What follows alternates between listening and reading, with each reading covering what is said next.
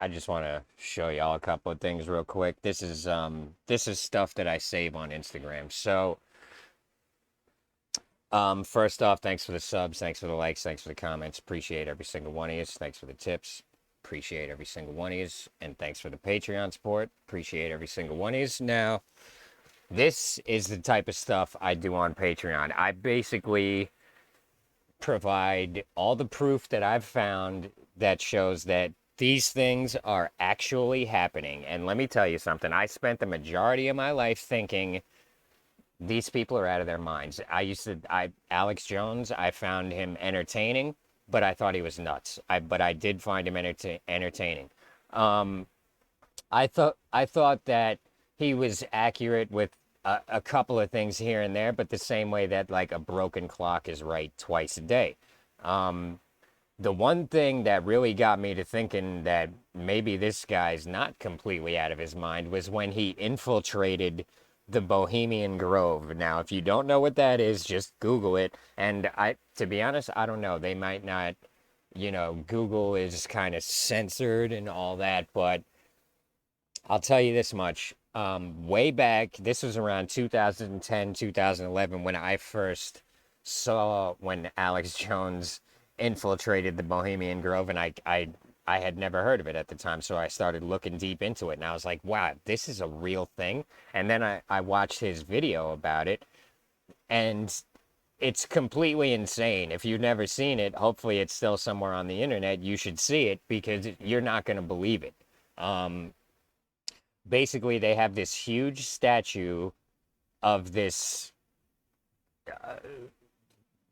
thing called Moloch. It's an owl, and supposedly it's like this negatively polarized deity, like kind of like an evil god.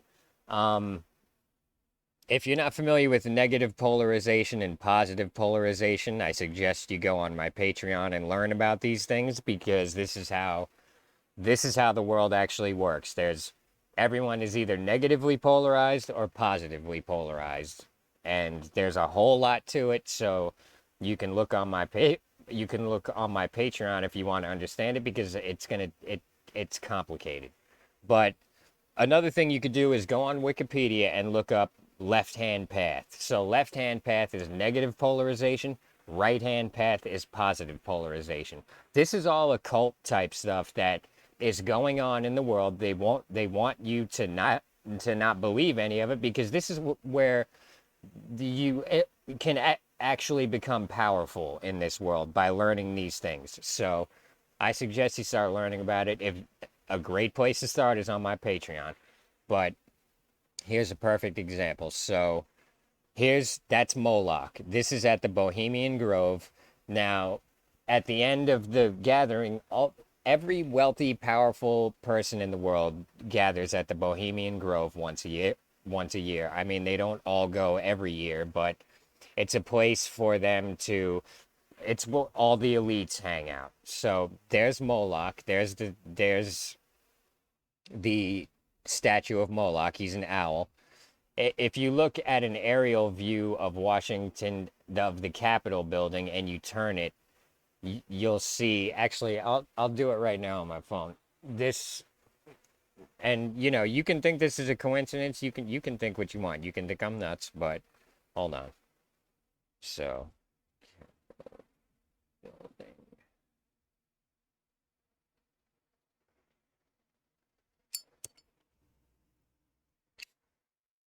okay. So now, hold on. They've actually look. They've even changed it a little. It used to look a lot different. They've kind of darkened out some of the past. But if you look up the Capitol on Google Maps and then you turn it counterclockwise so that the east so that First Street is on top, you get hold on, let me so I can see. You get tell me that doesn't look like an owl. You know what I'm saying? Now, they used to have the eyes were uh hold on. If you look this up, 10 years ago, it would have looked a lot more like an owl. You can probably Google it and see the images of it, but there it is. Tell me that doesn't look like an owl. That's the United States Capitol building in Washington, D.C. You know what I'm saying? So like, hold on. So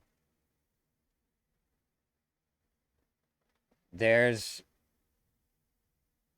there's one eye, there's the other eye, there's the body, and that is the tail.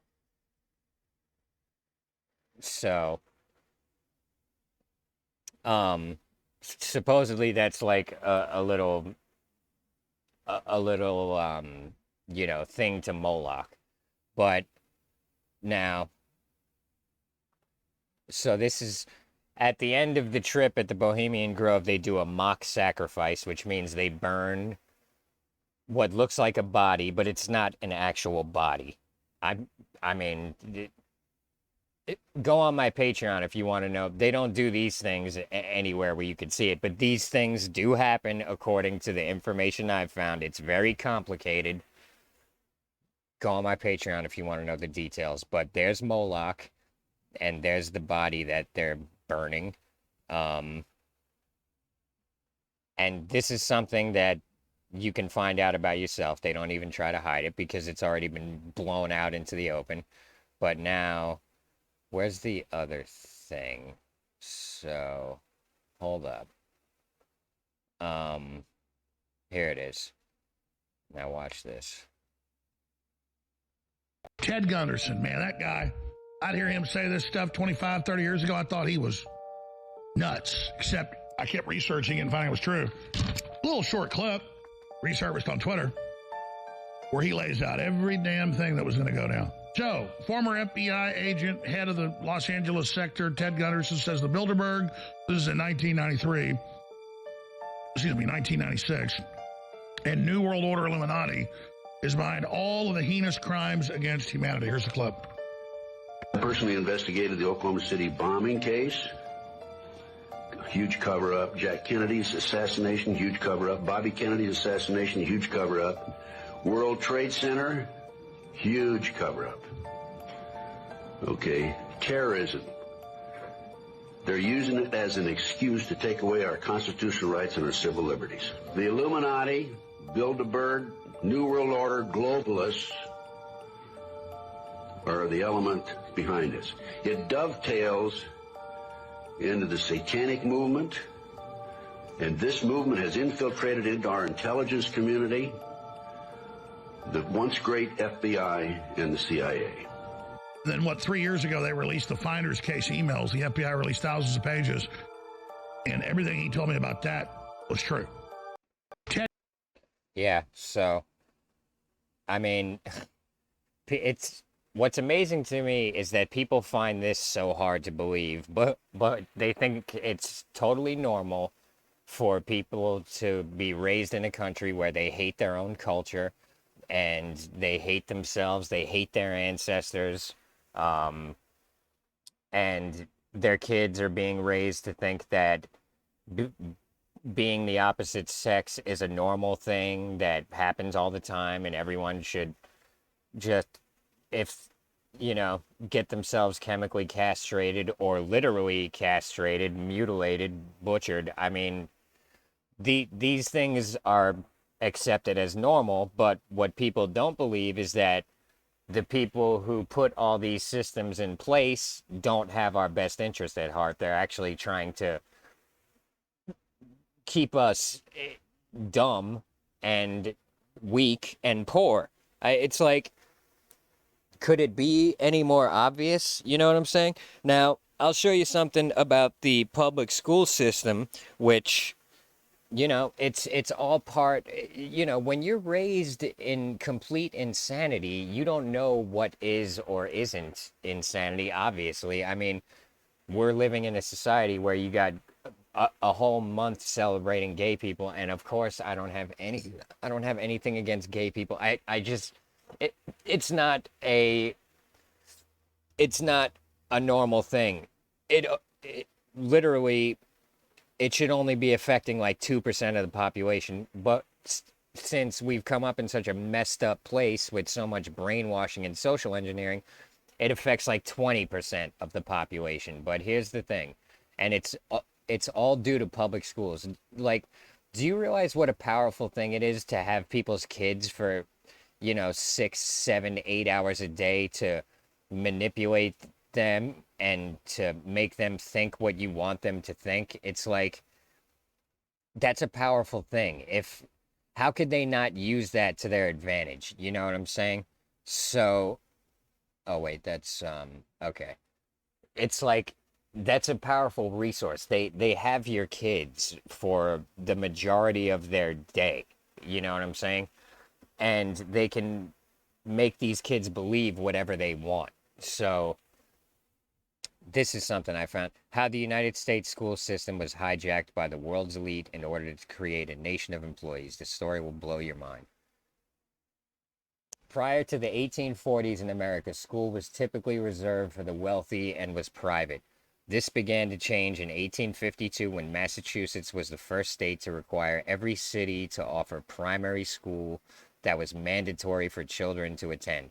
Now, why is school mandatory? Really, if it actually served the purpose it's supposed to serve, then it's going to be a good thing. It should be an option. You shouldn't have to put your kids in school. It should be up to you. You know what I'm saying? Over the next 50 years, there were many reforms to the school systems across each state, and we continued to move in the direction of formalized schooling for all children across the country. Then in came John D. Rockefeller. John D. Rockefeller was an oil business magnate who lived in the 1800s and early 1900s. It is said he controlled 90% of all oil in the U.S. at one point, and his net worth was $900 million, or 3% of the nation's GDP that year. Let me break that down so we don't miss how insane that is. In 2021, the U.S. GDP was 23 trillion. We're bringing in 23 trillion a year, and we're still struggling. That's not natural. It takes effort to get people to struggle in a place with that is this rich in resources. So in 2021, the US GDP was 23 trillion. So if someone's net worth is 3% of that, their net worth would be approximately 690 billion, which is 2 to 3 times the net worth of the current wealthiest person in the world. So, yeah, he was really rich and he had a lot of power. So how does this pertain to the school system? Well, in 1903, Rockefeller created the General Education Board. He created the General Education Board and donated 129 million, 4.2 billion in 2022 dollars. The General Education Board provided funding for schools across the country and was integral in shaping the school system. So he gave them all their money, and they had a huge part in shaping the curriculum that they're going to teach in schools. So what? At this time, the U.S. was heading into an industrial revolution. These large business magnates like Rockefeller needed a nation of docile employees to build their companies. Don't believe me? Read this quote by Frederick Gates, business advisor to John D. Rockefeller. Now, if, ask anyone who's run a business, one of the main problems is finding employees who will do what you need them to do reliably and well. You know what I'm saying? The hard part is getting employees that you can trust to do things right while you're not around. So this is a quote from Frederick Gates, business advisor to John D. Rockefeller. In our dream, we have limitless resources, and the people yield themselves with perfect docility to our molding hand. The present educational conventions fade from our minds, and unhampered by tradition, we work our own goodwill upon a grateful and responsive rural folk. I mean, they really think we're dumb. And to be honest, we seem to be, because look at what we let them do to our world. Look what we let them do to our societies. We shall not try to make these people or any of their children into philosophers or men of learning or of science. We are not to raise up among them authors, orators, poets, or men of letters. We shall not search for embryo great artists, painters, musicians, nor will we cherish even the humbler ambition to raise up from among them lawyers, doctors, preachers, statesmen, of whom we now have ample supply. Wow. Potentially one of the earliest quotes in history. So, how did the National Education Association feel about Rockefeller? We view with alarm the National Education Association. So that's not the one that he founded. The one that he founded was what? Hold up. The General Education Board. So, how did the National Education Association, so that's not the General Education Board, how did the National Education Association feel about Rockefeller? We view with alarm the activity of the Carnegie and Rockefeller Foundations, agencies not in any way responsible to the people, only responsible to their own net worth, in their efforts to control the policies of our state educational institutions, to fashion after their conception, and to standardize our courses of study, and to surround the institutions with conditions which menace true academic freedom and defeat the primary purpose of democracy as heretofore preserved inviolate in our common schools, normal schools, and universities. Here is the timeline of the rest of the 20th century. 1932, the 8-year study, which was largely funded by another business magnate, Andrew Carnegie, and his foundation, was completed.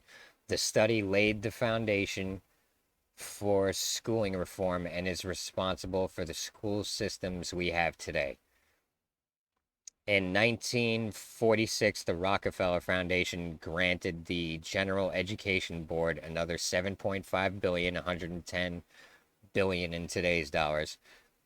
In 1968, Edith Roosevelt publicly defamed Carnegie Foundation textbooks. She stated that these children are being indoctrinated with a pattern of antisocial ideas that will completely and violently alienate them from the mainstream American middle class values. So, one of the reasons that the curriculum is so insidious in our schools is that it teaches things in a way that seems unbiased, but it's designed in a way to get your gears turning and to get you to thinking that, wow, our ancestors were terrible people.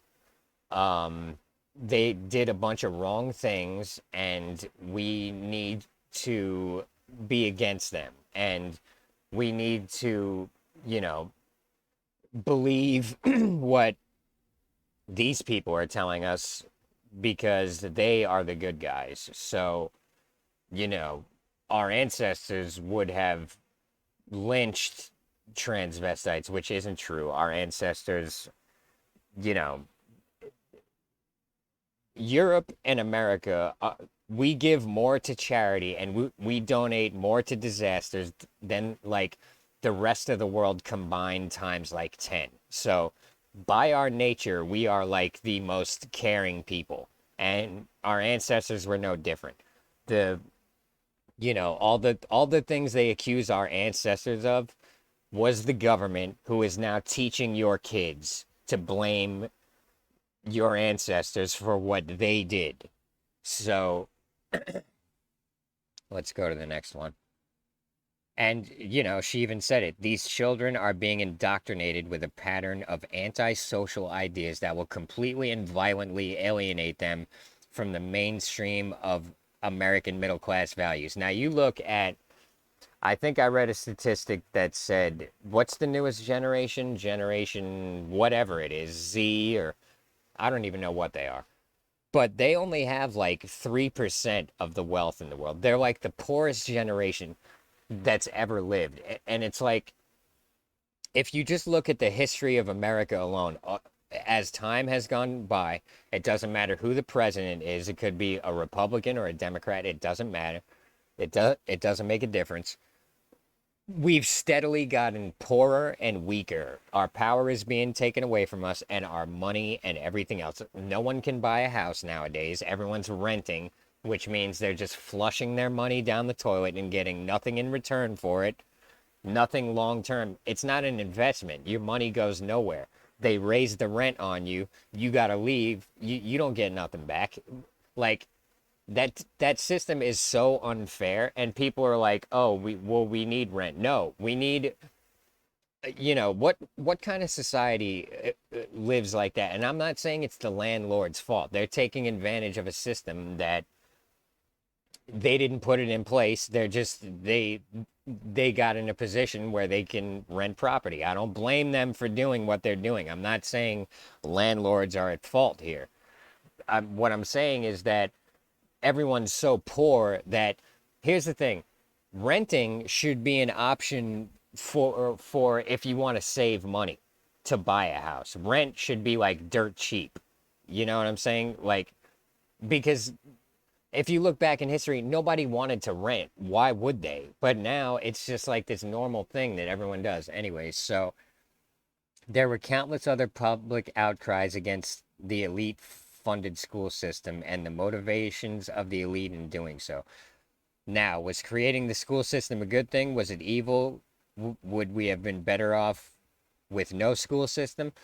He's just going into his opinions here. The way I feel, a school system that makes sense would be someone in your community. Everyone throws in some money, pays someone to teach their kids. This is someone they know, someone in their community. These people all know each other. They're not strangers. You don't have strangers teaching your kids to want to be chemically castrated or to want to have their breasts removed and to pretend to be a boy. Like, would your neighbor talk your kids into that? If they would, you need to move. You know what I mean? So, no one's held accountable for anything. It's the only way to get a society like this is to brainwash and socially engineer people from a very young age to have them accepting a bunch of nonsense that is not true. I mean, he just goes, yeah, So,